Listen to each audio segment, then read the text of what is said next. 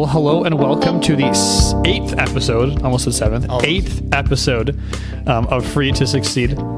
Here we are again. I'm very looking forward to this. This is actually an episode that I feel like I finally. So other episodes I make show notes. This time we have again notes here, and I typically am the one that makes a show note. Sometimes you'll give me an idea and I'll write the show notes. Yeah. Other times, like this one, I just came up with them, but.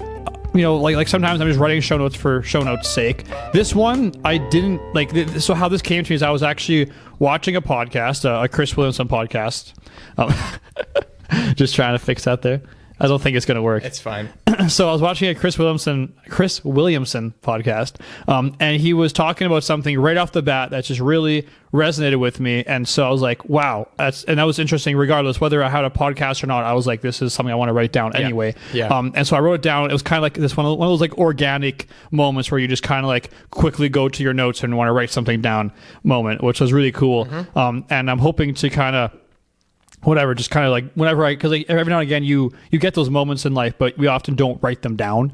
And so so you find this epiphany, but then you just forget that you ever had the epiphany like a day later. And it sucks because like I mean I've had this with so many things. I'm like, oh yeah, I had that really cool thing when I was like doing the dishes the other day. And like, what was that again? And it's just like it happens to me because I'm listening to lots of podcasts, and I'm a deep thinker. So whenever I don't let myself get bored. I just make myself think about it. Like if you're bored, it's your fault. I say to myself. So it's like, let's think more about something. And then I mean, sometimes I even like put myself into boredom intentionally because I try to distract myself if I'm bored.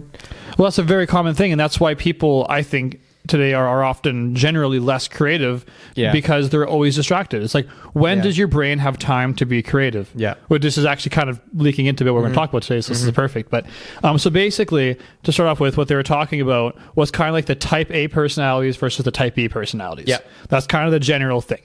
And so just for good examples of those, just to get set the stage here, kind of a type A personality would be like, if you were for an example of a person, you could think like Alex Hormozy or David Goggins. Yeah. That would be very example. Like type A, just like rough, gruff, let's go get it, let's get after it. You know, like people that you're very much used to from like the gym. Yeah, totally. You know, gym boys are like from my coaching when I was part of my like a mentorship program. Right, with the academy that you're a part of. Were the most type A people I've ever met. Yeah, I'm sure. Like, there's a bunch of type A's all in the room. Yeah. Very hypey, very like so type A. Let's just get going. And then a type B, for an example, I was thinking like a Rick Rubin. He's someone that works with a lot of musicians. He's worked with like the Red Hot Chili Peppers. Okay. And just a wide variety, but I'm not going to go through that. I don't even know what they all are. But I looked at the list one day. I'm like, oh wow, that's pretty cool. And everyone in show business and all of these famous people that listen to podcasts, they all know him. He's just the guy for just helping with creativity. Basically, okay, interesting. I bought a book from him. It's called The Creative Act. Okay, because I honestly don't know. Yeah, he's got this big beard, this big gray beard guy. Rick Rubin. Yeah, he really he really stands out. Kind of looks a little like he could almost look a little like your dad with the beard, except a bigger beard. Yeah. And then also like I don't know if this is true or not of him. So like, sorry if he's ever listens to this podcast. I doubt it. Sorry, Rick. But I mean the Rick, I'm quite certain, is a type B person. But Jay Shetty, I don't know as much about him, but Jay Shetty, because he was like a monk, he lived among in a monastery. Yeah. It'd be very hard to be type A and do that. So I have to imagine he's a bit more type B. It's actually interesting. We were talking about Jay Shetty a little bit because I this morning, and not yesterday, but the morning before, listened to 2 meditations by him. Oh, nice. Yeah, I do that. I probably listen to him every week. Yeah. Your fiance sent me a 30-day free trial to Calm. The Calm she did. Calm app. Nice. It's lovely. I use completely randomly, and I just finally had been like, man, I was thinking of using an app, and I just still had the link, so I clicked the link and I got 30 days free, and I'm like, this is really nice. Yeah, it is. I use that, and there's also the daily trip in there, which is just like another guy. I forget what his name was right now, but anyway, he just does a daily thing where it just like it's more specified in just a meditation. Daily trip, like grab some shrooms, go. Yeah, I wonder if that's why he calls it that. I think it's just a daily trip on meditation, but I guess he might be playing at that. That's probably a play on. I'm sure, that's but funny. Either way, it's also good on there. But yeah, good to know. But yeah, so like. Meditation. So like meditative type things would be more of a type B thing. I'd have to think, yeah. Not that you can't do it as a type A person, just it would more naturally... Might be why you should do it. Yeah, exactly. As a type A that's exactly it, right? Which, so anyway, just to kind of read just the actual definitions I found, just to kind of put it out there so we kind of are both so we're all on the same page on what a type A and type B is. So people with type A personalities are often ambitious, competitive, and aggressive. They are often highly motivated, have a strong work ethic, and are concerned with a status, typically. They are also known for being impatient, a bit hostile, and constantly seeking control. Those are the negative sides, right? It's just kind of showing, like, you know, anybody can be motivated. This is just very naturally them. Anybody can be impatient, but this is more naturally of a type A person. So that's like the positives and negatives of that type. Type B, people with type B personalities are often more laid back, flexible, and patient. They are often empathetic and compassionate and are good at building relationships. They are also known for being creative and expressive and valuing quality over deadlines. But that also means that they're also, you know, in a, like the laid back, flexible side could also mean lazy or aloof or just not giving a shit about anything kind of also stuff. That's the more the negative side of what a type B can be, which brings me into the quote that kind of started it all here. The one quote I do have from that podcast, from the Chris Williamson podcast, where he says, type A people have a type B problem and type B problem have a type A problem. So it's kind of reminiscent of my whole extrovert introvert analogy or example I shared before, where every extrovert learning to become a bit more introverted in life, and every introvert learn to become a bit more introverted in life, clip of that or extrovert in life. Yeah. So like, anyway, you're trying to find the middle spot, and then when he shared this, I thought about this already with the introvert extrovert thing, but I never thought about it. I feel like this is more detailed because like a whole type, it's a whole type of personality. Like an introvert's just one thing. This is the whole type. So it's like, I just think it's very, very helpful to see life through that framework and being like, hey, where are you? And then to know like, hey, well, like, then the other side, that should be what you're focusing more your time on, because the other one will more naturally come there. I think that, I mean, with this whole type A, type B, I'd never really thought of this perspective. Like, I don't know about the people listening or about you, but the whole concept of type A versus type B really hasn't been in my head. I've thought introvert, extrovert, but I haven't really related that into business very often, or into like what it means for you as a person in your like day-to-day actions or work. So like, this has been a really interesting thing when you sent me the podcast earlier today to like inspire and give me an idea of what the topic was going to be about. Because because like, just for those of you listening, like Dylan sent me this Chris Williamson podcast and was like, okay, before you read the actual show notes that you came up with, I actually listened to the episode and at least the first 10 minutes of it. And so I did that, and I didn't peek. I didn't look at your show notes beforehand. And I remember right when they started talking about the type A versus type B people and started describing them. And then when I heard the quote, I was like, I bet this is exactly what Dylan's thinking of the podcast is going to be about. Yeah, that quote. Because it even provoked my thinking as well. Like, that was a really, really good start to a podcast episode because of how cool that topic was and how it came to be. Because it is really interesting. I mean, if I look at myself, I can see parts of both, right? As I'm sure most people can. Most of us should be able to. Yeah. Kind of like if you think of the introvert extrovert thing, most people can have a general framework. I know I do have for a long time this general like where I am on the scale of introvert extrovert, but this is a whole new scale kind of think about, right? Completely different. Yeah. They are connected in a way. Like, I feel like introverts are more likely to be type B, the more patient, the more to themselves, the more, but not always. I think it's just more likely. I would have to look up data on this, but I would also have to think that, it's literally written here. You literally said that people who are type B are known to be more creative. Yes, that's something I thought. That part for sure. I thought I was coming up with that because I was like, well, quality over quantity, right? Someone's going to take more time, make sure that their thing is more fleshed out, right? That person's probably going to be type B. Yeah, and you can really see it in content too a bit, can't you? Like, like in Hormozy. Even. Yeah, so like I was watching, like, I think he does have some valuable things to say and all that. Obviously, he wouldn't have. Like, I mean, he has to have something valuable because he's doing very well, and I think that also is a marker of doing well. That means you're doing it a good job of doing it. He's either doing it really well or he's a scam artist. Yes, I don't think he's a scam artist. Exactly. So I do think he's missing a big part of the picture, but I don't think he's a scam artist. And so his message, and it also like his whole just like grind out more hours, more things. His message really you can see it in what he's doing too with his content, because I was following him pretty dedicatedly for a while with because I listened to a lot of podcasts, I was listening to all his stuff, and you very, very quickly find it on rinse and repeat. You find that his clips are just clips from his podcast, obviously, which is normal, but his whole YouTube videos that you thought were dedicated videos were actually just parts from a podcast he wrote, with or the occasional video that has the more effort, right? But it's but very occasional. Like you would only have to watch them like once a month maybe for it to be new-ish stuff. Mr. Beast style.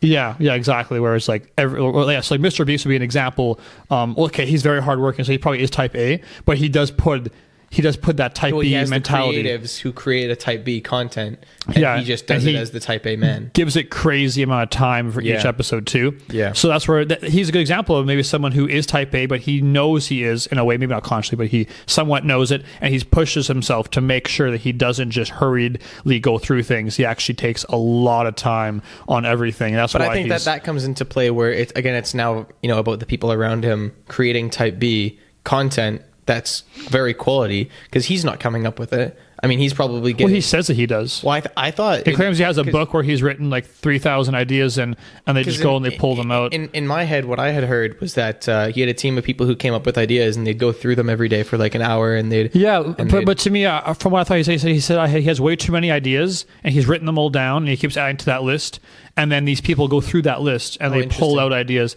but they're all still his ideas. Interesting. Unless I misheard that part. I guess he could be coming up with the actual the title. He could come up with those titles and just but general. The other person actually creates what that video is, and that's the creative. Like part he'll just throw in there how about getting buried alive, or doing whatever his thing he does.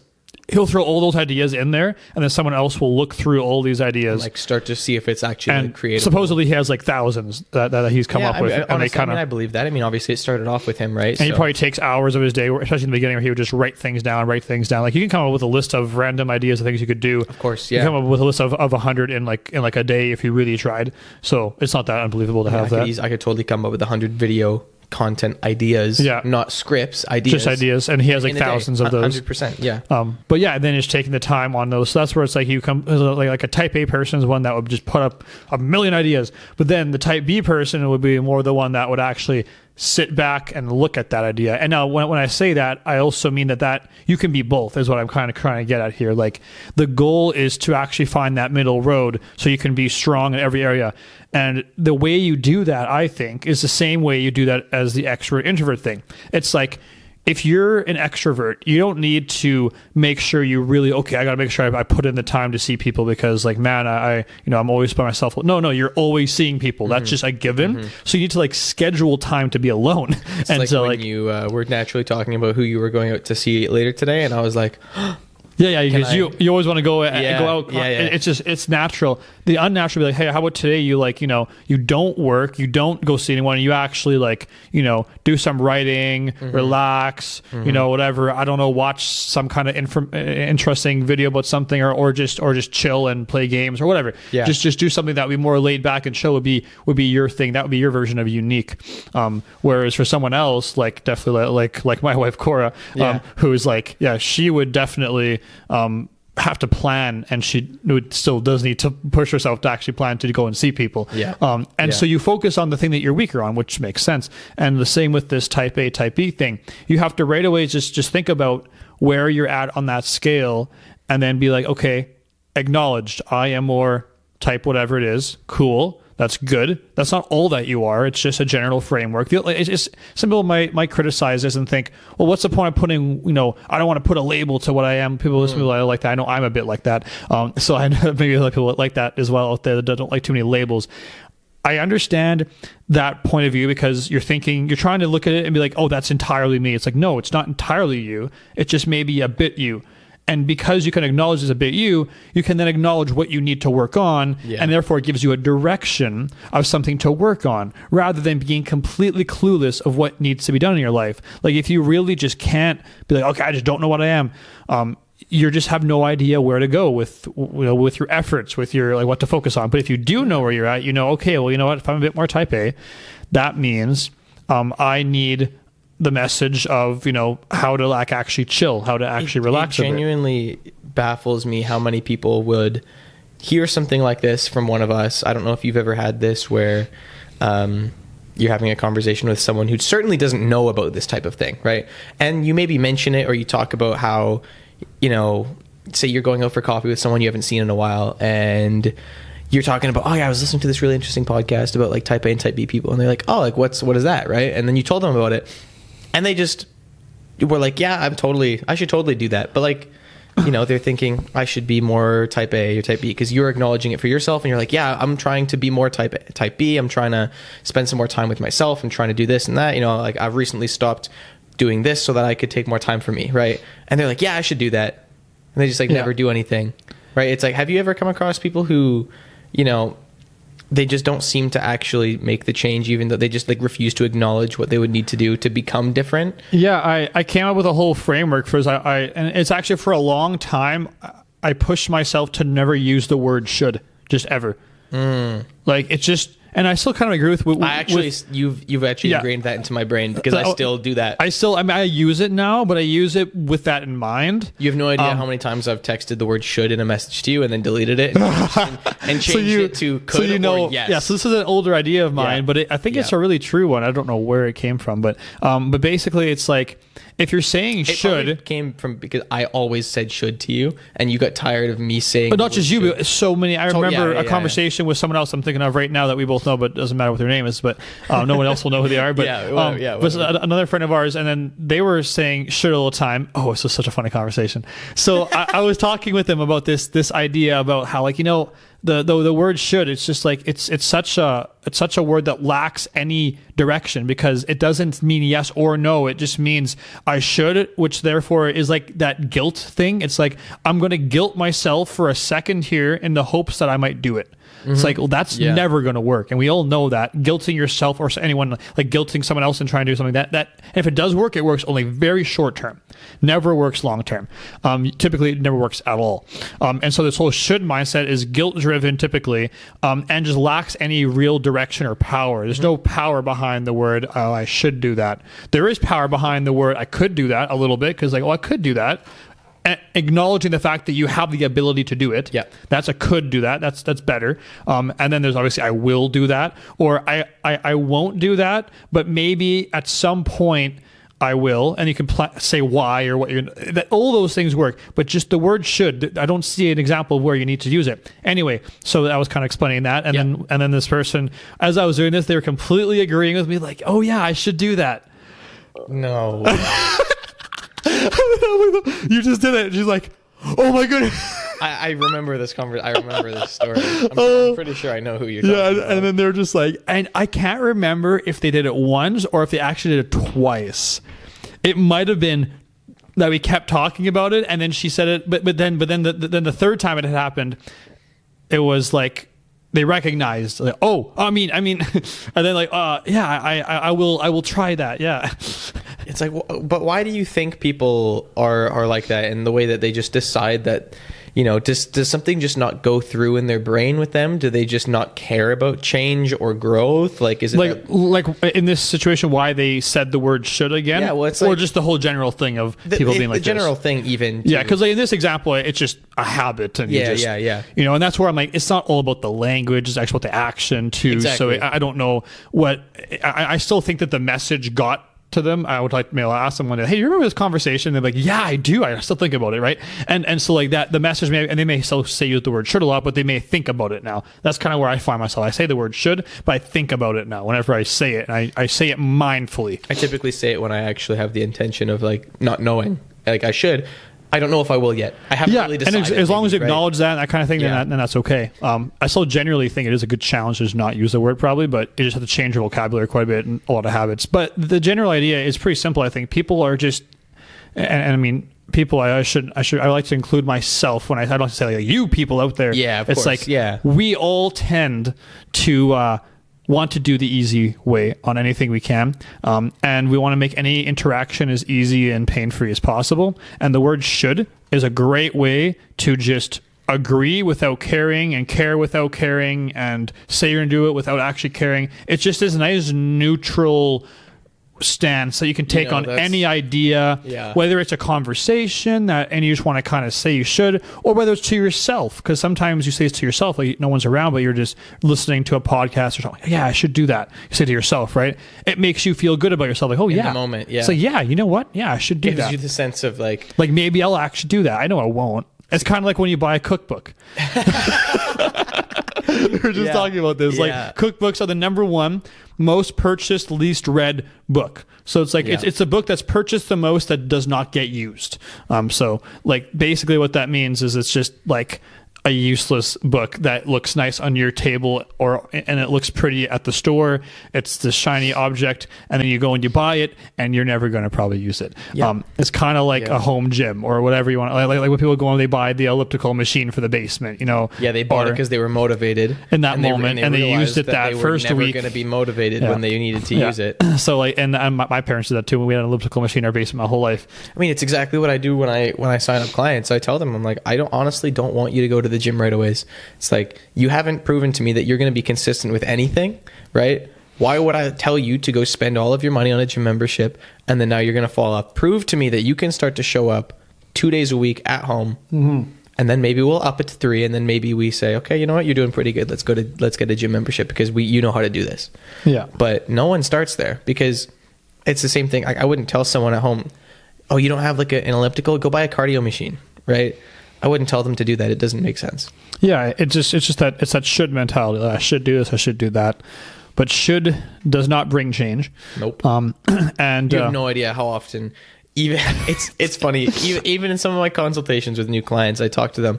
I'm sitting there or sometimes you're on the phone, sometimes I'm in person, and I'm like, so like. What would you say, your last, 24 hours of eating has looked like? Like, what did you all eat yesterday? And they were like, oh, yeah, I've really been thinking about, I should really be eating better. I was really thinking about that, last week. I was like, I know I should do, I know I should be eating breakfast, but I'm not eating breakfast right now. And they're like, I know I shouldn't be snacking in the afternoon. And I know I come home from work and I know I shouldn't be doing this. And I should also be going to the gym now. And they say should like 25 times. And they say should like 8 times. And then I'm just like, stop. I don't care. I don't care. It doesn't matter. Just what did you do? It's crazy. It's dodging the question too. It's wild. Should is a crazy word. But it's also, I don't know if you ever hear this, but like it's people from my dad's generation.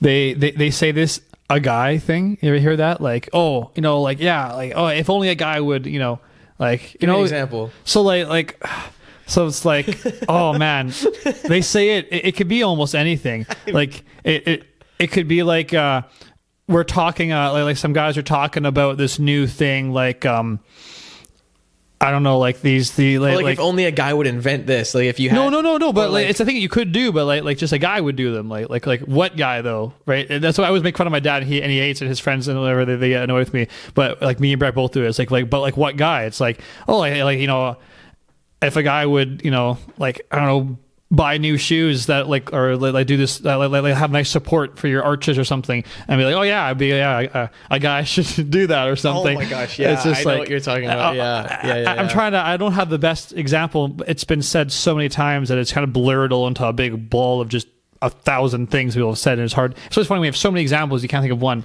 Yeah, well, I mean, I can think of a similar thing. It's not like a guy thing. It's just like a kind of adjacent to. It's like, I know my parents at one time was like, we were having coffee in the morning, and my dad was like, man, if only there was a coffee machine that just actually worked, huh? Like if only there. That's more the if only thing, but it's kind of different thing. Though. I guess it's different because the if only is like like kind of wanting a better thing. This is more like just saying what a guy would do, like if only a guy would go get me another cup of coffee right now. No, but it's still not. I'm really trying. I know. I'm trying to get the right point here, but it's like I'm trying to like bring myself back into that conversation. One of the 1,000 conversations where they said this. Because with your if only a guy would with the shoes, isn't that still kind of like if only? Isn't that still kind of? But it's not quite an if only. It's just like like a guy could do that. Like a guy could buy a new pair of shoes that supported their foot. Like better. He could, That's basically all it is. It's like, a guy could do that, So it's like, okay.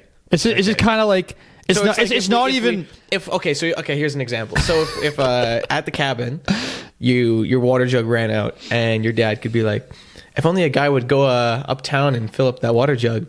No, that's still different. It's still different because that's like he's saying it's a thing that he could do it, but it's a thing that he's not gonna do.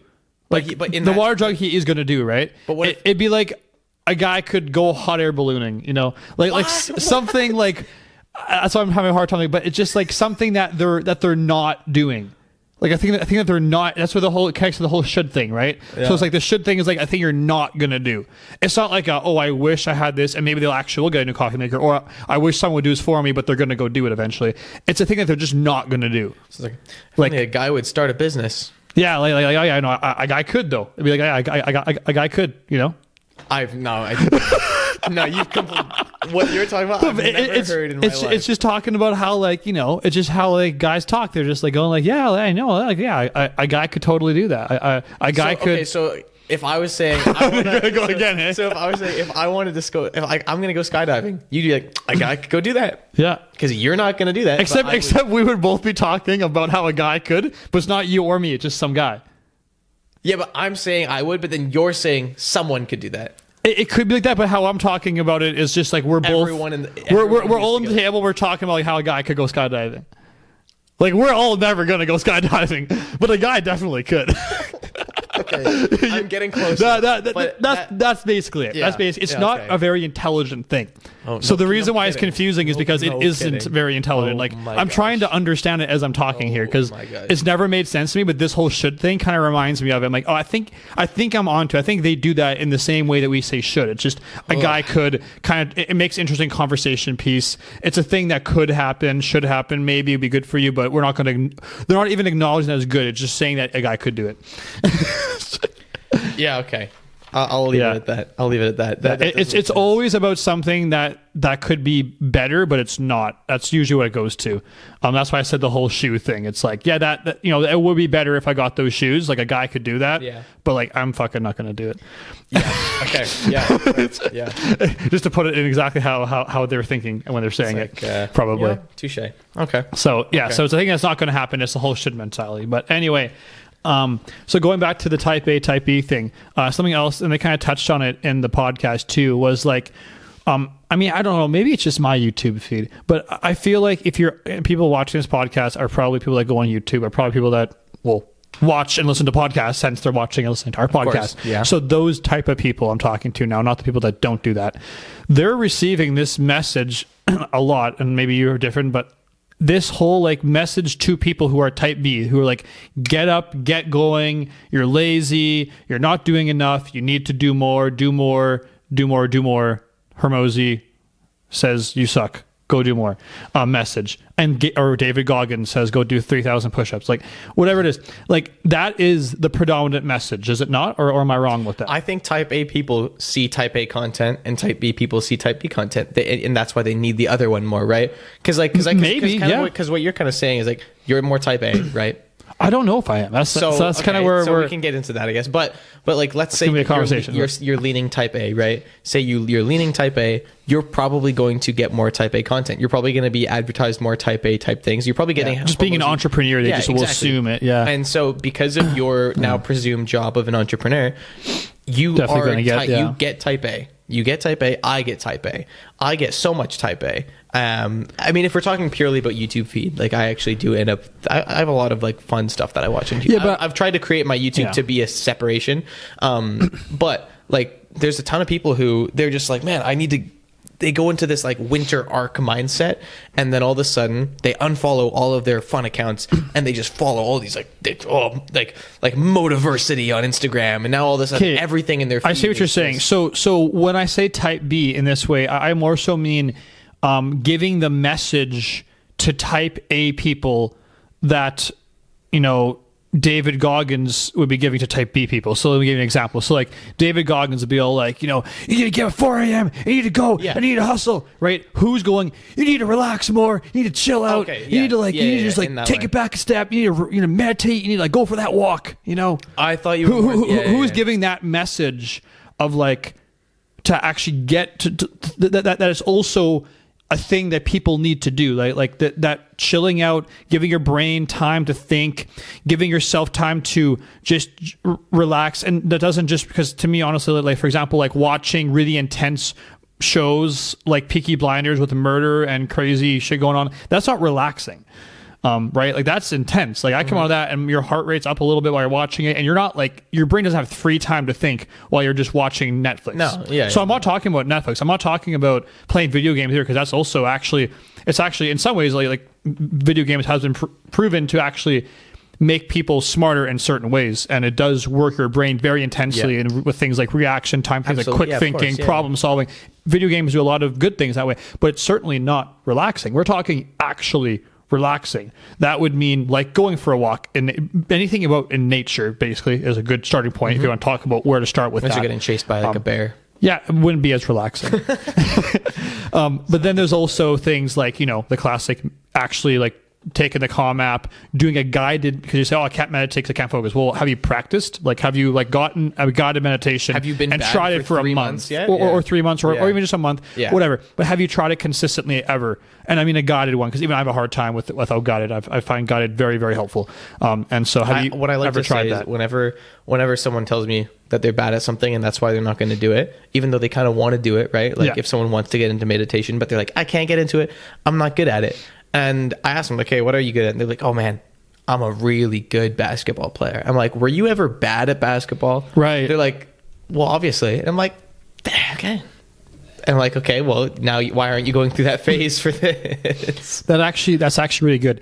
That connects to a book I'm reading right now. It's called Mindset by Dr. Carol. I can't even say her last name, but anyway, it's called Mindset by a person named Carol. Last name, I don't really want to butcher it because it's interesting. I would love to hear you butcher it. Actually, Schweck, perhaps.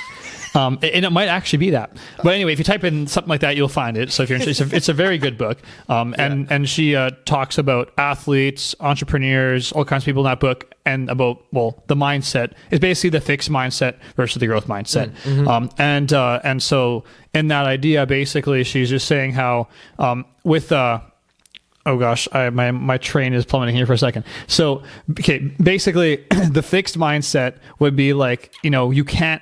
It's all about natural talent. So like the fixed mindset saying like if someone's good at something, it's because they were born that way. Like they're, and that's especially with athletes, right? I've heard this perspective. Versus the growth mindset, which we all kind of heard. Most people have heard about it. It's like it's the idea like you can improve and get better and stuff. But it's like even if you have a fixed mindset, you have to still allot for, well, how come there are people that are better and worse? It's all just natural. It's just who you are. Just there's nothing you can do to fix it. And so with this whole thing, it's like people think that they can't change, that it's just fixed. It just is what it is, so to speak. Okay, I'm gonna be honest with you. That perspective is crazy to me. I am so not. I know. So strongly, but it is a strong thing out there. I so strongly do not believe that, because I will look at an NHL player, like someone who's literally the absolute best, and I totally think in my head, I could have gotten there if I started that and I really just went for that. I'm like, they just really went for it. And I'm like, that's awesome. And no part of me thinks I could not have done that. Now, obviously I can't go do that. Yeah. It's a little late now. Yeah. The ship has sailed, but like no part of me is like, I could never do that. Yeah, I mean, sometimes I look at some insane extreme sports and say I'm not built for that. Yeah, like for example, you literally just couldn't be an NBA player. Yeah. Okay. I feel like that was unnecessary because I'm totally 6'1". Yeah, sure. And you can tell them whatever you want. Tell them. Yeah. But anyway, this is not a clip. The best clip. But so there are certain genetic things that do matter, of course, when it comes to sports. And hence the difference between, you know, male and female sports. There's a whole debate nowadays. We're definitely not saying that, like, you know, there are genetic differences between people, and that does matter in some ways. But you're not limited nearly to the extent that you think you are, and that's absolutely like ridiculous. Actually, how not limited we are, and when you actually try hard at something, what can happen? And our brains just figure things out. We're made to figure things out. You spelt Hormozy wrong on the paper. Oh, did I? It's that you spelt Harmozy. Right, yeah. Sorry. I just That's with an O there? Like horror. Yeah, okay, yeah. Okay, good. Now it's an explicit podcast episode. Hormozy? Okay, I see where we're going with this. Is that how you say it? Yep, that is precisely how you say it. Cool. It's Hormozy. Yeah, so it actually is. I just said the word. I said the name. Yeah, well, what did I say that was explicit? You had a 1 second gap between the first and second half of the word. Did I? Oh, oops. But I do agree with you in terms of like the growth mindset, like, because the growth mindset is not accounting for, things that are genetic differences, obviously, because I don't think it's a very growth mindset. I think it's a bit delusional to think that someone who's like 4'8" can go be in the NBA. Yeah, it's just not going to work. So can that person be good at basketball? Yes, absolutely. They can get really good at shooting and other things, but they just won't really be able to dunk. Yeah, exactly. There become those limitations. Yeah. But to the extent of a growth mindset, that doesn't mean that you'll ever be a bad basketball player, because it's so subjective. Like, right? Like, it's like, what are you basing good on? What are you doing this, right? It's even more relevant in the business and personal world, because then it's like really all about your work ethic, how you do things, how you behave around people, and that's where this. And then you go back to the type A, type B thing. Yeah, there are people who are starting we're all different. People are all different. We're not saying that we're all the same. We're saying that our potential is all the same. Exactly. Our level of potential, and it is whatever you're wanting it to be. Obviously, we're not saying go and do something that's not you at all. Like, do the thing that's connected with you. Of course, that's great. Yep. But the point is that you can do far more in whatever that realm is. I think even most people just haven't even taken the time to figure it out because they're so distracted. We're always distracted. Like, I look at people and general people, and this would be one where I would say this isn't me. Actually, I'm pretty good at not being like this, where they just go in and out of each day. I have days like this, but I'll put it this way, I have days like this, but I never have a week, even 1 week where it's nonstop like this. I have a day or two where I'm like kind of like just so distracted, busy, or not always busy, just distracted myself, whatever, with whether it's just because I had a busy day or because I'm just tired that day and I watch TV shows and just distracted myself. I have a day or two like that, but I never have a week nonstop like that. I know people that have months, years, where they've never really sat back and just thought for a bit. Yeah. Even for 10 minutes. Like, I can't imagine, I barely go a day without, when now the weather is like freaking -40 outside, and yesterday I just needed to think, and so I just went downstairs here and started pacing around the garage and stuff, just pacing for about 20 minutes just to kind of get my thoughts sorted. Yeah. For me, it's just a massively helpful thing. Well, it's like, like you said, I've had days like that as well. I've often called those days washes, it's just a wash. Yeah, it happens. It's just, I've had it once where I had 2 bad days like that in a row, and it genuinely made me feel like depressed. Yeah, it sucks. And imagine a month of that. It's right. I genuinely can't. I can't. I cannot even imagine a week like that. And then like you do those days, but then you throw in a good day, like you did a good productive day, but you had, again, still no time to think. And then you're back to a whatever day. And then you had another day where you were productive, like you did your work, you did your job, whatever. But then your day ended again with just whatever it was, video games, TV shows, just distraction. And even, mind you, seeing friends and having fun, hanging out, kind of just doing whatever. Yeah. But not, I mean, one thing an extrovert can certainly do in this realm is actually just get a good friend that you can actually talk real with, like what we do on this podcast, like what we do outside this podcast. Have an actual, because that does help. It certainly helps have a person to talk to. So this thing doesn't have to just be alone. So for an extrovert who's like, man, I need to have how much alone time? It's like, no, you don't necessarily need to have a whole bunch more alone time, but you do need to cultivate deeper friendships then, because somewhere you need to think, somewhere you need to have time to process things. Yes, we do process things when we sleep, like and that's a part of, and then, but then another thing nowadays is they're really, like, I look at the really hard working, like, gotta push it, grind it mode, they're sleeping like 5 hours, which like gives you no time to actually enter REM sleep and properly process things emotionally and mentally from sleeping, which is our main time we get to do that. And they take no time for themselves after that either.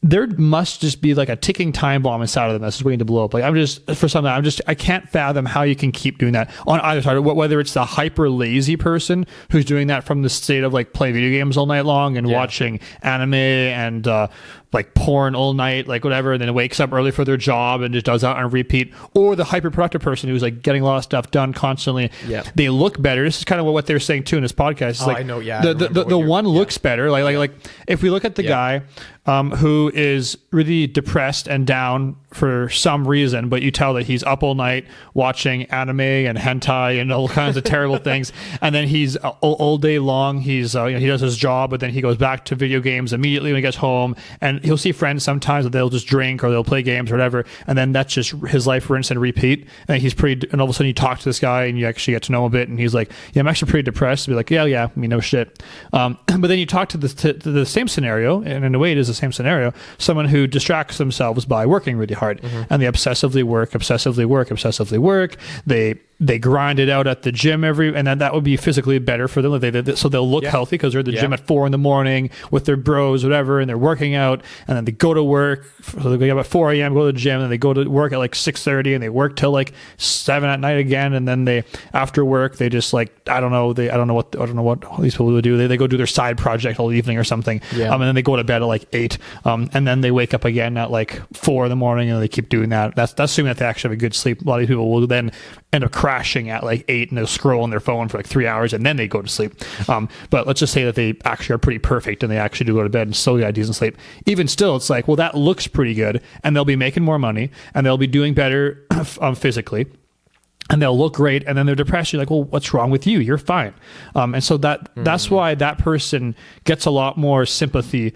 The sympathy, like the person that's lazier, that looks really, it's almost like you can understand why they're like, oh, I can get that. I can kind of like, but then you look at the person who seemingly has it all, like what's wrong with you? Like, why are you down? And I sometimes I wonder about that, because it's almost like a part of me wants to be that. I think like, I want to be this hyper worker. I don't want to just be like a moderate worker. I want to be like a hyper, just go, like, I feel like my vision of myself one day would be this person that can do all these things perfectly.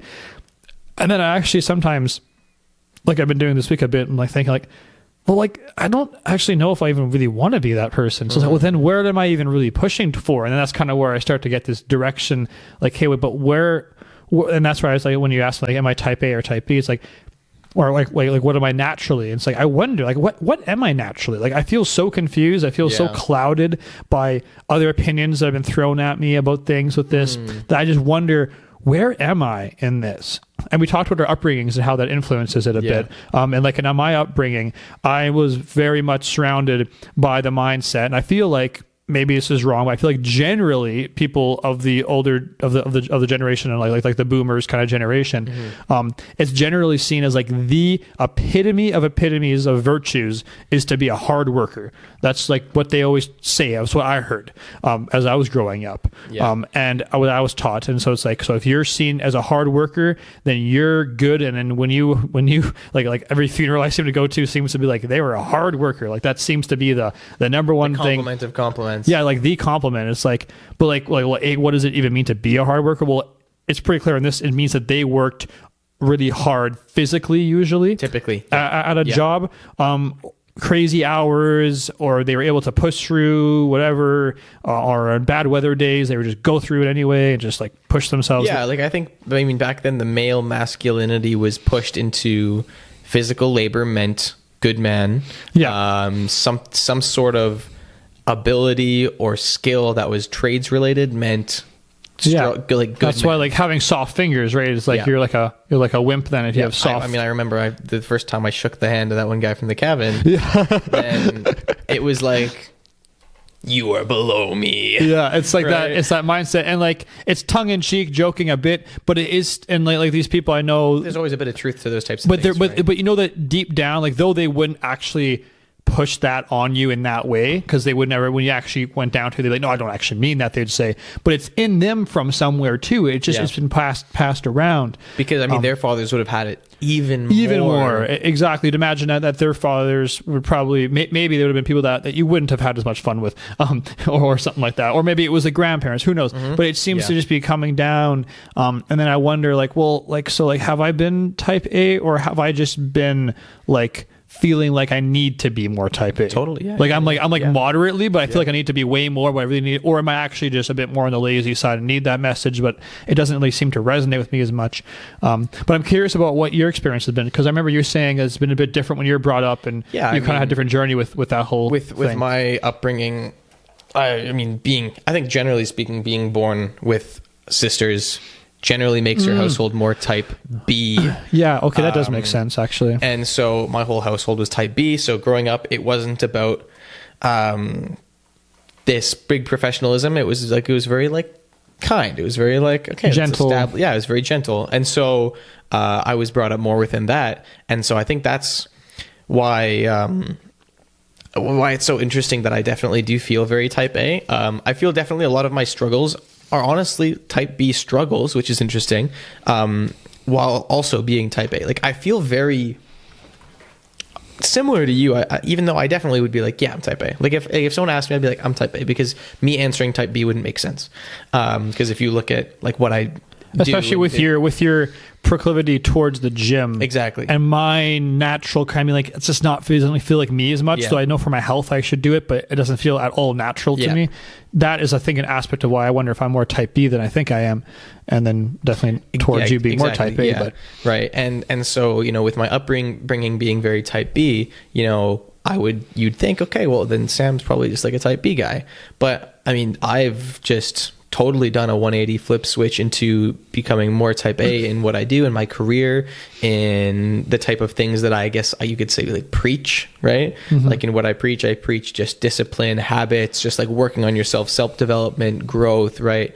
You know, I push all this kind of honest kind of stuff. And I mean, honestly, most of the people who are the most receptive to it are type B people, right? Like, I don't get a bunch of type A, those like crazy, let's go, hardwired nuts. You're more okay. They're not the ones who are responding to my motivational stories being like, yeah, Sam, yeah, I need it, because they just have that. They're just like that. So the person who's responding to the story is this also more gentle, more introverted person being like, you know, wow, that was actually I really needed to hear that. Thank you. Like, that was really, really awesome. Those are the responses I get, right? Yeah. So like my message, you know, I think maybe that's also part of why I feel so happy with being type A, is because that's also where I get fulfillment, and like through being that provoker and that pusher of like a more reasonable type A, and it's not the extreme type A of like, if you go to Motiversity, like, it's just an Instagram account that has a bunch of crazy motivational stuff, like crazy winter arc, like put your head down, just work really hard for 6 months, just keep showing up, you gotta do this. I'm like this, hey, like, if you just, like, I made a post on Instagram today, and it was literally just about why, like, you're waiting to do the thing that you need to do. So you're waiting to start losing fat, right? I obviously was catering towards fitness. Yeah. It's like, because like you're waiting because you're trying to maximize when you start, right? You're trying, I didn't word it like that. I'm just trying to quote whatever. I don't remember I don't remember how I put it. Yeah. But it was that you're not doing anything right now for your fitness goals because you're trying to maximize it.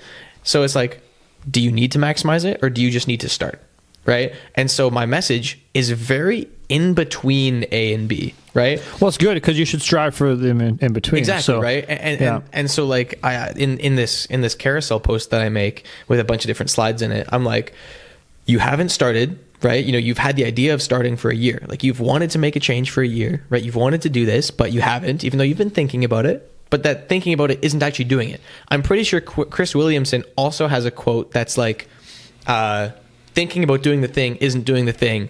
Dreaming about doing the thing isn't doing the thing. Writing about doing the thing isn't doing the thing. And he lists like 12 things in this clip. And he's like, the only thing that's doing the thing is doing the thing. Right. Yeah. And I'm pretty sure that's a Chris Williamson quote. And so it's funny that I'm talking about this, and in the video is about a whole different Chris Williamson quote. But I quote that in the post, and I'm just like, and at the end of it, I'm like, if you just start, it might be imperfect, it might be not that great, but that means you're starting, and that means you can optimize over time. Yeah. Right. And so the way I've grown up is my parents were very type B, and then all of a sudden I decided I wanted to do more type A. Right, I wanted to live more type A, and now I've kind of mishmashed that into what I think I am. And I mean, not my lifestyle doesn't always reflect that. I think the natural things that I don't do are the type B things that I should do, but that, you know, that I've kind of pushed into both of those. Yeah, because I would definitely see you as a person who because like you said, what do you have to push yourself and try to do more? The things that would make you more on the type B side, like the things that make you go and sit back, contemplate, relax, get your thoughts together. You have to probably plan for that, push yourself to do that, versus the things of like a let's go kind of stuff, like the run, like just the keep moving, keep going. That stuff probably comes a bit more naturally. Like yesterday, I was really tired by the end of the day, and I was like, I didn't really have a great day, and then I went straight to the gym after work and did cardio for 1 hour. And that just got you better. Oh yeah. Right. That was great. That's exactly what I needed. Yeah. And there's a place for, like you to lean into your strengths too, when you're feeling down. What I'm saying is that was easy, right? Yeah. And that was your strength. Exactly. So that's why like there's a place for when it's like, it's still good to know what you are, and you can just lean into that. Be like, okay, but I know at the end of the day, I'm this, so I can just lean into that. And that's why I think maybe I am more organically a bit more of a type B person, because what I lean into, is my going for a walk with, and literally the best can be with nothing in my ears, especially, and especially like a nicer, like in this, like when it's not even summer, but just like either spring, fall, or summer, when I can go out, and even winter when it's not too cold, and the stars are out or something like that, and I can just, no one else is really around, I can just talk out loud to myself and walk for like an hour and a half, 2 hours, or the best yet is if I'm like up on my cabin, I go for a hike for like hours. Like that's the absolute best, and I can do that by myself. I can go for a hike for hours and have no issue with that. Totally. Yeah. And that's my natural go-to thing. I don't think that's a natural go-to thing for a type A person. I mean, it's funny. I'm so stats based, and I feel like stats is also a type A thing that type A people would. And I'm definitely not as much of a stats person. When I'm thinking about going on my walk, I'm like, man, this is so many steps for my step counter. I'm like, man, this looks really good in my challenge that I'm doing with my friend. Like, whereas like for me, that's like a side thought. It's like, oh yeah, it's good that this is exercise. That's a nice cherry on top. That's how I. But for you, it's like, this is why I'm doing this. Like, I beat this challenge, all the challenges you do, right? I naturally need to lean into, oh yeah, nature is really nice. Yeah, so that tree is really pretty. It's interesting. So I think as we're talking, I'm kind of like making sense of myself here a bit. Maybe someone can relate to it, hopefully for themselves. But because I was a bit confused about where I found myself, I felt like I was a little bit less. It was a little less obvious for me. But I think what it is I think I am a bit more of a type B person. I think I do lean more towards actually, like contemplating. I've always been a person that would write and would meditate, and meditating's been a thing that's really spoken to me and been really, really come a bit more naturally to me, I guess. And especially these walks, those are just the most organic thing ever for me. I have a hard time with reading, because I'm like a type B person, but I'm also extroverted a bit, which is why it's like which is why it's kind of a weird combo, but I still feel like I might be a bit more that way, more that creative type, hence with also being entrepreneurial also. So like it definitely, the creative part, and it makes sense. I would like to sit back with ideas and really think about them. And I know I've developed that, like you developed your stuff too, like you said, from your childhood, but I certainly, I developed it, but it came naturally as I was doing it. It wasn't like I had to really push, whereas like, I had to push a lot more for like, this whole idea of like going to the gym now and that kind of stuff. I know. That's a lot more of a push for me, which should be something that would be more of coming naturally for more of a type A person, I would think. Now, I'm not an expert in type A, type B. We're just using our general terms here, but it doesn't matter, because whatever you use is just a reference for yourself. So just as I'm looking at myself, I wonder if maybe I've just been fed, because like I'm so tired of those type A messages. Like I'm so tired of them. And maybe it's just because I'm just fed them all the time, like overly fed them. I'm tired of them too. And I like to think that when I talk about us being a relatable business podcast, trying to be more middle of the road, trying to be more something that's a little different than what's all out there, I feel like that's actually the space that we could fill the gap of a bit more. Obviously, we'll have a bit of the classic stuff in here too, but I think I really want to try to target people who are tired of that message and are ready to hear a message of like, well, how about if I've like already been working a lot on this stuff and I feel like I just lack direction? Or how about if I know I could work on this thing, but I feel like this thing is going nowhere? Like how about these other more nuanced situations where it's like, the answer isn't just to put your head down. The answer is to actually put your head up and to look and to think and to contemplate I think that what's going on in your life. There's probably a lot of people who are out there and even listening who, would think that they're type B, meaning, well, I'm type B, that means I'm not good at starting a business. And if you're now saying, well, I think you're not, if you think you're naturally more type B, whereas you felt you were conditioned to believe you were type A. I think that's how I'm coming to here. And that if you were actually more type B, well, that actually now undermines the concept that type B people are now worse at entrepreneurship. It's just that they're probably less likely to think they can do it and are less likely to commit to it because they don't have the type A personalities. Yeah. Right. And they're usually probably more introverted and that kind of stuff. So even if they are doing businesses, they probably don't talk about it. Yeah. They just do it. Yeah. Right. And which honestly, that's kind of a good thing. That's great. Less talkers, more action takers. Yeah. So even though again, you also don't typically associate type B with being action takers, but they still are. But they just would take a lot of thought into it first. Yeah. And a type A person might fail more in different businesses because they might just be all willy nilly, try this, try that, try this, try that, try that, try that, whatever. But a type B person is like, man, I'm really passionate about this one thing, and I don't know if it would work. And then someone who's type A can help teach them. Yeah, go for it. Go all in, man. Do it. Finally commit, right? And then the type B person can be like, you know what? That's the push I needed. And then they go into it. And maybe that's a way that someone who's type B gets into something, right? Because they get a bit of that type A push. Yeah. Or vice versa, right? Yeah, and then that kind of begs the question. They lean into each other. Yeah, that kind of begs the question. So if that's the type A push, what would the type B push be? Because it's not just Netflix and chill. Well, And so that's where I kind of want to I think it comes to understanding yourself. Type B people can have the opportunity, again, not always, but can have the opportunity to understand themselves way better personally and deeper than someone who's, type B, I think right? So type A is the one that's going. Type B is the more laid back. And type B is more likely to actually understand themselves. Yeah, to have time for that. Yeah, exactly. Yeah. And so some of the things that you can practically, let's say you're listening and you find yourself either or actually, if you're a type A person, and you just have no time for yourself, and because you're far too busy, or you are a type B person, but you're just being lazy, not being not spending time with yourself, but you're just being lazy and scrolling on your phone or constantly watching binging Netflix. What could you do to improve that? And for me, I'm now seeing it as leaning into my type B-ness. For other people, it could be either leaning into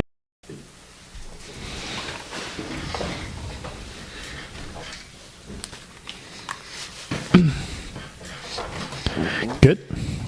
Yeah. So some of the things that you could actually do on the the type B side that are actually productive for you, not the lying down and just doing nothing, watching Netflix stuff, but what's the positive side of that. And what it is, I think that's kind of what I think we'll have a whole episode probably on this at some point. I bet we will. Yeah. But just to kind of give a little sneak peek. I mean, we talked about meditation, we've talked about these walks that I go on, that kind of stuff.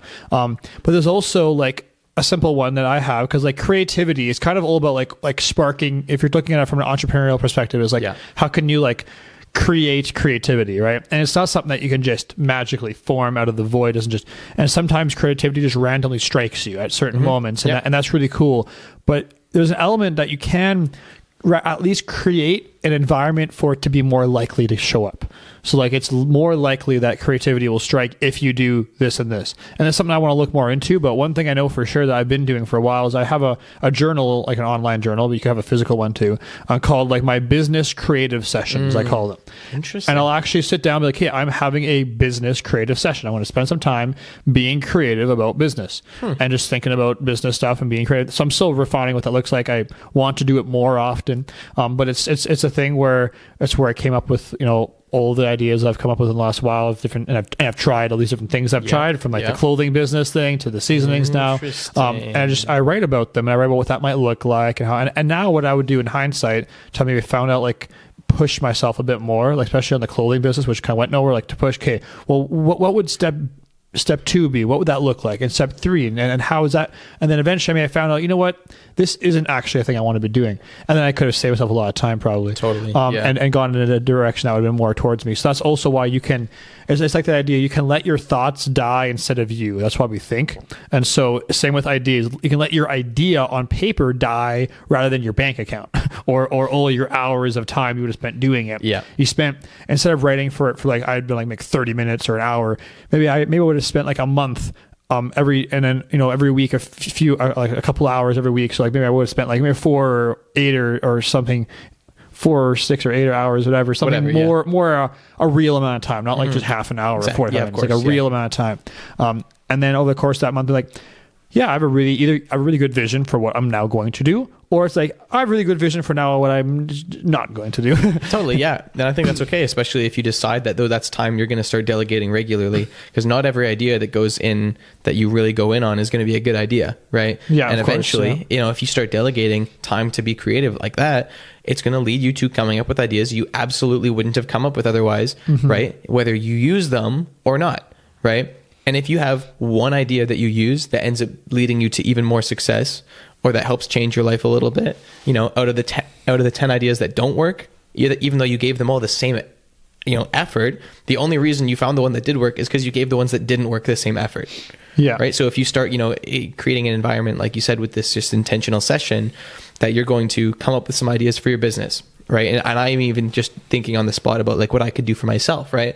It's like, I'm like, man, I know I have notes in my vast amounts of notebooks that had really good ideas in them about how I could improve my coaching, how I could improve this part of my business, that part of my business. And I had a moment of creativity and I got inspired and wrote those things out, but they never actually happened because I just got distracted the next day, just went back to my same old routine, didn't give myself consistent creative time to actually push those ideas once I came up with them. Right. So I really like that perspective because it would lead me to actually being able to create the type of thing that I got when I randomly got creative. You know, yeah, and it's pushing a regular creative time. And then you can, what I also do too is, I think I've said this before, but and then you try one of them just a little bit, like just give it like a little, so you just kind of get the feeling what it's like to start this thing, because you don't want to. There's also a danger of remaining too long and just thinking and never actually doing anything. That can be the other problem. Of course, yeah. It wouldn't, you know, the concept would include, you know, action on those things. Yeah, so like you start out by action. I generally mean I think I could write more, think more about it, because I just, it seems like nowadays you hear at least I do a lot, the message that like, you know, just start, don't think, do, and it's like, okay, you know, and I really like believed in that so strong, and now like, because there are a lot of people who will just infinitely think. Yeah, it depends on who it is, and that's where I'm like, I'm not very type B because I also want to get going, so that's where I'm like, whereas a type B person would be more likely to be a perfectionist. I am not a perfectionist.